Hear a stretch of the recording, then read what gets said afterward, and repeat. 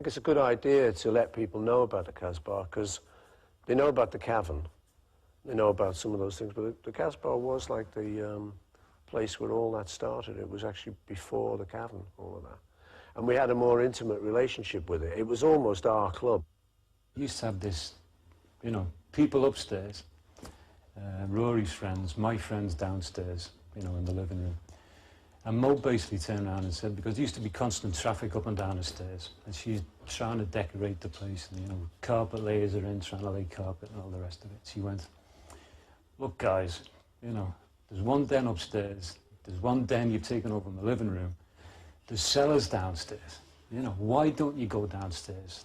Do what you want, you know, lose yourself, make as much noise as you want down there, and just get on with it. Mo again. Come with me to the Casbah. She got the idea from an old Charles Boyer film called Algiers, in which there was a scene where they actually say, come with me to the Casbah. And that stuck in Mo's mind, and from then on it was, come with me to the Casbah. And consequently, as this work was going on, you know, more people were knocking at the door, and the membership was starting to grow a little bit, till the fateful day. You know, August the 29th, 1959, and the doors opened to the Casbah, and it was a fantastic night. We built as a quarrymen, and just like we got together, and I think Mo said, "Oh, have you got a name for the group?" And John said, "Well, I used to have a band called the Quarrymen, like, you know, use that name if you like." I wasn't worried because we were just glad we got a band, you know, for Mo. I remember the Casbah night, the opening night, because we were upstairs in this house in West Derby, which I didn't know a lot about, obviously, because I wasn't in the museo's business or anything else, but I was with John and Paul, and I think when we went downstairs, and the whole setup was wonderful for an aspiring young rock and roller, to have that on their doorstep and to be able to sort of perform safely. I don't know how to put it. It was safe and it was secure. And the crowd had already started to gather outside, you know.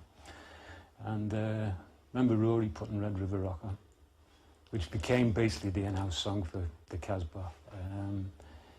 And it started and the doors opened. I mean, it was me, John, George, and Ken, yeah, of course, Apple Blossom time. Well, who was drumming then?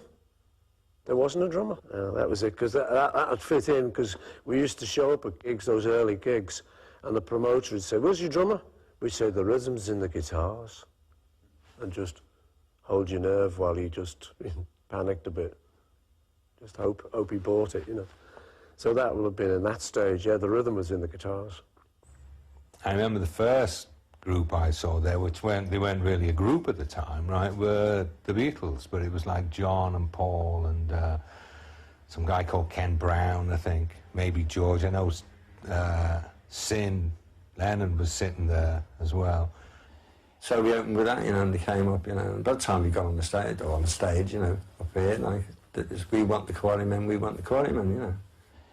That was like the prelude to it all, really. You know, getting to know each other, getting the vibe of a club, just getting the feel of all of that. It's our gentleman's club. You know, we didn't go to Boodles, we went to the Casbah.